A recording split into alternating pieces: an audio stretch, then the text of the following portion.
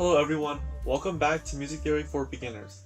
I'm Andy, and today we will be learning about half steps, whole steps, and accidentals.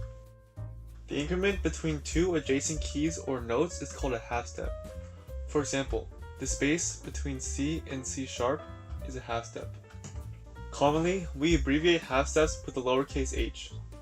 Using this rule, we can determine which other notes are also a half step. So for example, E to F is also a half step because E and F are adjacent keys. F sharp and G are also a half step. Same with B and C because these are all keys that are next to each other. Two halves make a whole, so two half steps make a whole step. Whole steps are abbreviated with an uppercase W.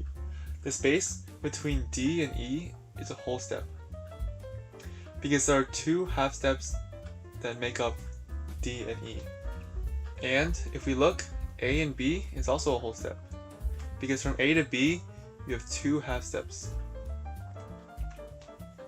Although it might be easy to determine half and whole steps on a keyboard, seeing half steps and whole steps on the staff is a bit more difficult. Take these notes for example. For both, the two notes are one letter apart. G to A and B to C. Because of this, you might be tempted to think that the space between these notes are the same. But this is not the case. If we look closely, we can see that G to A is a whole step. G to A. There's two half steps between these. On the other hand, B to C is a half step, since there are no keys between B and C. This is why you can't easily determine half steps versus whole steps on a staff. You have to look at the notes themselves closely in order to determine the spacing between the two notes. So in this case, this would be a whole step, and this would be a half step, even though they look quite similar on the staff. In addition, the clef you are playing in will affect which positions on the staff are whole steps or half steps.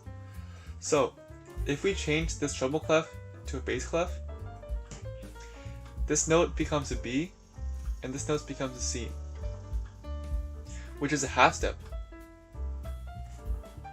And if you change this clef to a bass clef, this note becomes a D, and this note becomes an E, which is a whole step.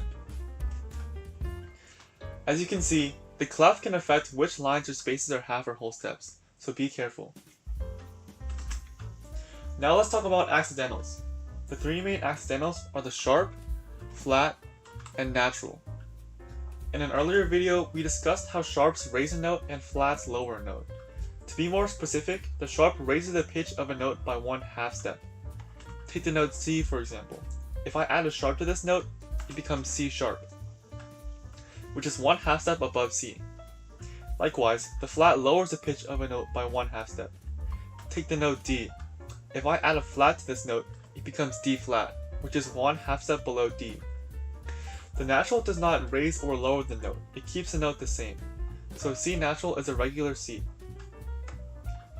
Now let's talk about double sharps and double flats. As we learned, sharps and flats raise or lower the pitch of a note by a half step.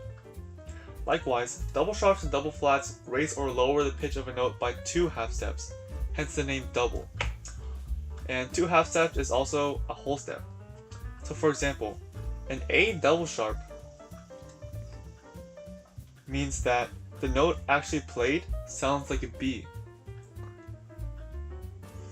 because B is a whole step above A. And same thing for flats. So A double flat sounds like a G, because G is a whole step below A. And although double sharps and flats may seem useless, there are many applications for them, especially in minor scales in music. You will see the uses of double sharps and flats in future videos. Okay, that's it for today's lesson. Thanks for watching. We will be posting new music theory videos every Monday, Wednesday, and Friday, so make sure to stay tuned. And feel free to subscribe to our channel, share the video with your friends if you found it helpful. Be sure to comment down below if you want us to make a video on a specific topic. See you next time on Music Theory for Beginners.